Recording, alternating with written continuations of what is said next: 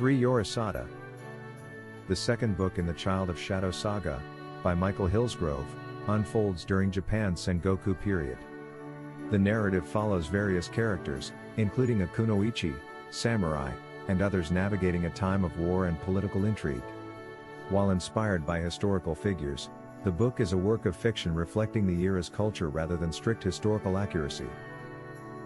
The provided excerpts introduce characters facing perilous situations, betrayals, and shifting loyalties within a landscape of conflict and social hierarchy. Themes of honor, survival, identity, and the roles of different social classes, including samurai, peasants, and those considered outside traditional society, are explored. Ultimately, the story appears to be a complex tapestry of action, personal journeys, and the struggle for power in a tumultuous period. All right, so picture this. A solitary figure against like a stark, snowy backdrop. Not an army or even, a celebrated samurai, but a lone woman. A kunoichi. Achieving what many would think is impossible. Assassinating a powerful lord. Yeah, that's a heck of an opening. I know, right? Yep. It really sets the stage. And, this isn't just some, random thrilling scene just for the sake of it. Our listener, you shared this with us. 3. Yorisada, the second book in the Child of Shadow Saga by Michael Hillsgrove. And it takes place during the Sengoku period. Oh, yeah, the Warring States period in Japan. Yeah. Pretty fascinating and turbulent time in their history. Absolutely. Lots of conflict and shifting alliances. And, while Hillsgrove definitely takes inspiration from history, it's important to remember that this is ultimately a work of fiction. It reflects the culture and the atmosphere of the time, but it's not a straight-up historical textbook. Right, it's not a documentary, more like historical fantasy. Exactly. So with that said, let's dive into these compelling stories that unfold within this book. What really struck me right off the bat was how this assassination, by this lone kunoichi, it instantly creates this sense of political fragility. Yeah, it shows how quickly power can shift and how even the most powerful figures are vulnerable. And it also really highlights the skill and agency of these female warriors. The kunoichi. Right, the kunoichi. They were often employed in espionage and assassination, a really fascinating aspect of the ninja world. Yeah. One that doesn't always get as much attention. Agreed. It's definitely something that Hillsgrove brings to the forefront in this book. And speaking of fascinating characters, we're quickly introduced to several key players in this story. One of them is Katsu. He's on a mission. Initially, he comes off as kind of arrogant. Oh, yeah, I remember him. Yeah. He definitely has that privileged samurai attitude going on. Yes. Especially in his interactions with, his servant. Yeah, right. He's given this task. It involves a letter and a servant who he just assumes can't read. And it's just like a small detail, but it really speaks volumes about his character and the societal dynamics at play. Totally. That assumption about the servant's literacy, it just highlights the kind of casual disregard for those considered lower in the social hierarchy, that whole class system of the time. Exactly. And it makes you wonder, how many times those kinds of assumptions lead to misunderstandings or even conflicts.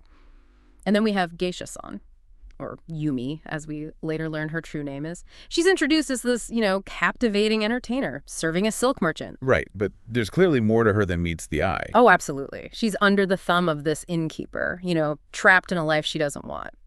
But she's got these dreams of escaping to Aikido province, and you see this intelligence in her, the strategic way of thinking, and she's also very protective of Aki. Aki, yeah. That young mountain girl, she's kind of like an older sister figure to her. It's a really sweet dynamic. You see this genuine affection between them, and it makes you root for Yumi even more. She's not just looking out for herself. And then there's Taka. We meet him at the inn, and at first he seems like just an ordinary young man. Yeah, unassuming, quiet. Until he suddenly displays these crazy martial skills. Out of nowhere, it's like, bam, this guy's a total badass. And it catches everyone off guard. Katsu, the salt merchant, everyone. It's this pivotal moment that makes you realize there's way more to Taka than meets the eye. That's one of those classic don't judge a book by its cover moments. Totally. But here's where the story really kicks into high gear. The inciting incident, if you will. We find out that Katsu and Geisha-san are actually siblings. Whoa, yeah. Talk about a family reunion you didn't see coming. Right. And it all happens in this bustling post-road town inn with little Aki there to witness it all. It just throws everything into chaos. Suddenly Yumi's past and her present circumstances are colliding. And Katsu is forced to confront this reality. His sister, a geisha. You can only imagine what's going through his mind. Oh, I bet. All those societal expectations and family honor must have been a huge blow to him, and for Yumi, too. Facing her brother's judgment just adds so many layers to their relationship. You know, this is where I think things get really interesting for us as readers, or in this case, listeners. What was it about this book that made you want to share it with us? Were you intrigued by the portrayal of women in this era, the complex family dynamics, or maybe the emergence of these unlikely heroes? Whatever it was, over the course of this deep dive, we're going to explore these questions. We're going to look at what drives Yumi's desire for freedom, how these characters' paths intertwine, and what hints we get about the larger political conflicts brewing in the background. Sounds like a plan. So where do we start?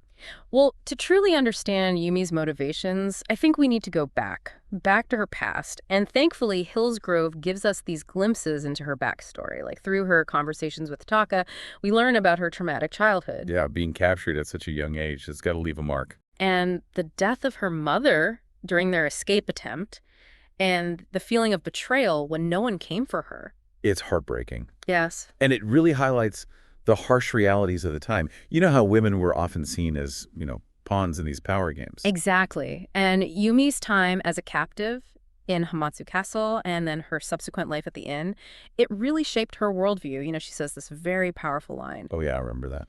A woman's world is very different than yours. Power and glory are not for us.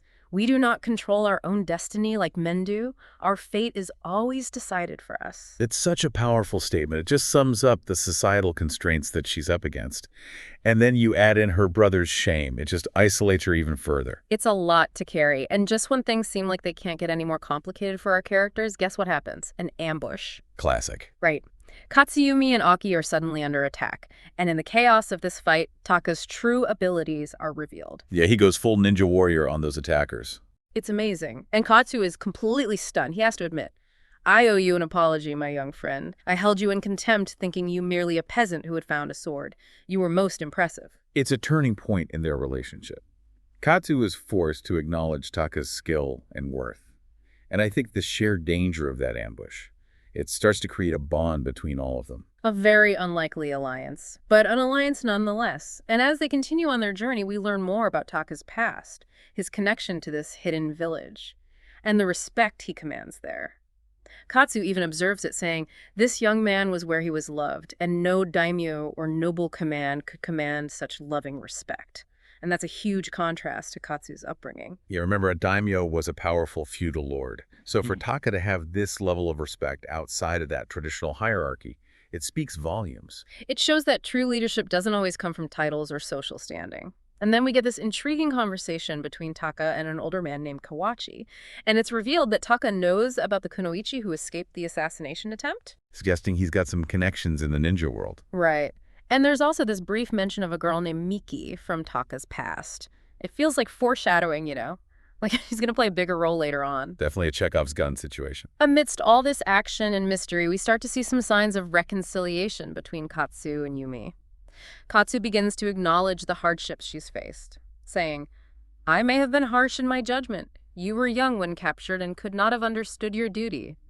He even offers her a letter to their father and an escort. It seems like a genuine attempt to make amends. But Yumi's response is interesting. She says, "You need me, so you apologize so that I will help you." It shows how much she's changed. She's not just looking for her brother's approval anymore. She's aware of her own value, and she's not afraid to use it. And their journey takes another dangerous turn when Taka reveals that they're being watched. Constantly. Talk about paranoia-inducing.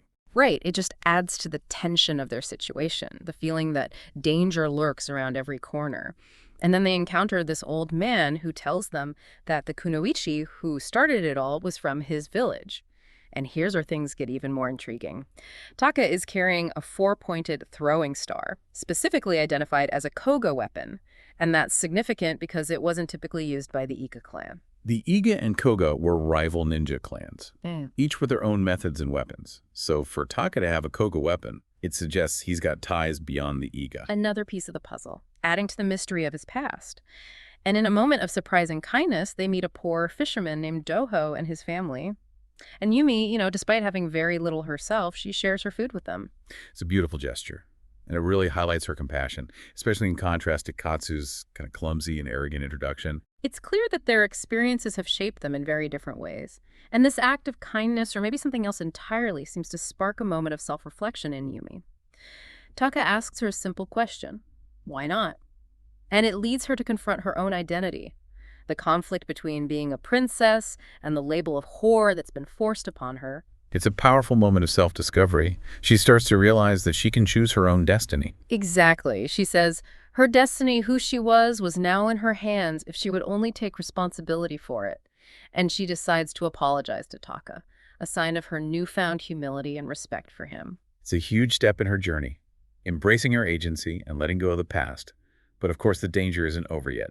Yumi gets lost and is seemingly guided back to Taka and Doho by a wolf. It's this almost mystical element that adds to Taka's mystique. Even Katsu starts to believe he's got some kind of connection to a mountain spirit.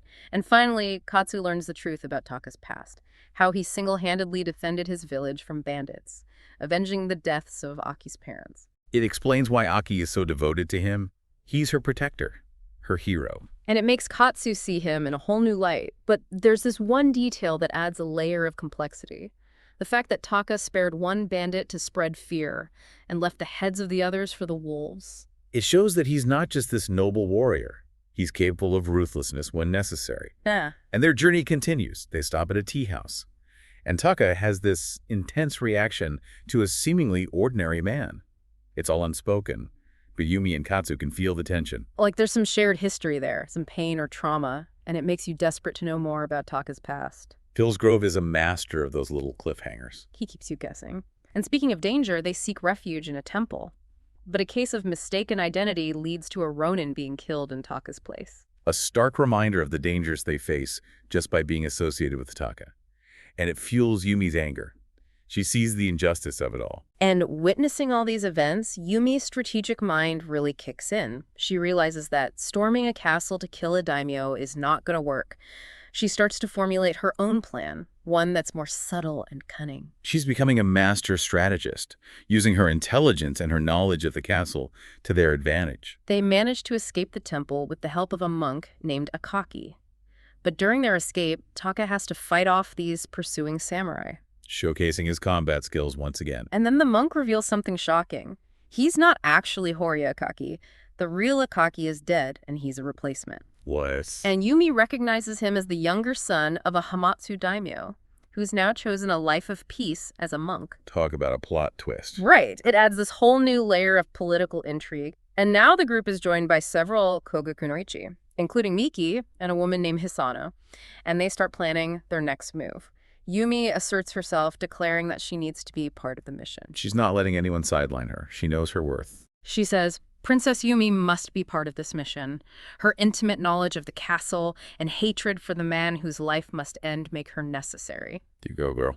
Their plan to infiltrate Kumi Castle involves using the monk's connections and Miki's knowledge of the layout. Taka is still on high alert, watching Miki for any signs of betrayal. And then Katsu runs into a childhood friend who's now an officer in Kumi Castle, adding a personal layer to the conflict. And Katsu chooses to defy his father's orders and stick with Yumi. It's a big moment for him, choosing loyalty over obedience. Showing his true character. And Yumi starts to take charge, orchestrating a specific part of their plan. It's revealed that the monk is carrying Taka's sword, a clever way to get a weapon past the checkpoints. Yumi's thinking ahead. They reach the gatehouse of Kumi Castle, a major obstacle. Taka plans to scale the wall, and it's hinted that Miki and the monk might have some knowledge that could help them get through. The suspense is building. And then Taka does something really bold. He confronts an older shinobi, reveals that he knows Iga signals and information about Lady Chiruko's father. Yeah. And he makes a deal. Yeah. He agrees to execute Lady Yumi in exchange for access to the castle. Whoa. That's risky. It's a gamble, but we know Taka always has a plan. Back in captivity, Yumi is preparing herself. She chooses her own makeup, making sure that the Hamatsu court will recognize her. Her thoughts suggest that she has her own plans for revenge. She's not going down without a fight. As she's being taken to the castle, Lord Akaki subtly identifies Katsu and Miki, who are disguised as Sohei to her, confirming that their plan is in motion. They have allies in place. But then tragedy strikes. Miki, sensing danger, instinctively defends the procession and accidentally kills her former teacher Gonzo, who's revealed to be a Koga shinobi. Oh no, the cost of war. It shows how complex these loyalties are and how even those you trust can become enemies. Inside the castle, Yumi uses her knowledge and cunning to expose Lady Teruko as an imposter, turning the tables on her and Lord Nobunaga. That's our girl. And then Katsu arrives, standing by his sister's side. He defies Nobunaga and declares his loyalty to Yumi, saying, "I am Katsu no Yorisada, son of Shijinori no Yorisada, your enemy. If we were here to kill you, you would be dead already. I am here for my rather remarkable sister and for no other reason." Chills. Lady Teruko, facing exposure and Nobunaga's wrath, makes a desperate move and assassinates him. What? That changes everything. It's a huge turning point. The political landscape is completely shifted, and as the group prepares to leave for Kumi, one final revelation: Yumi is pregnant. Whoa, talk about a cliffhanger ending. It adds so much complexity to her future and the future of the Yorisada clan. So as we wrap up this deep dive into 3 Yorisada, I think it's safe to say that we've only scratched the surface of this story. There's so much to unpack. The action, the intrigue, the complex characters, and the endings just leaves you wanting more. It definitely does. And I think what makes this book so compelling is how it takes these historical events and filters them through these personal journeys. We see the impact of war and political maneuvering on individuals, on their relationships, on their choices. And it makes you question, what would you do in those situations? Where would your loyalties lie? Absolutely. And I think that's the power of historical fiction. It lets us explore these questions in a safe space. And, thanks to you, our listener, for bringing this book to our attention. Yeah, this has been a great deep dive. And I'm definitely going to have to check out the rest of the Child of Shadow Saga now. Me too. And to all our listeners out there, we encourage you to check it out as well. And until next time, happy reading.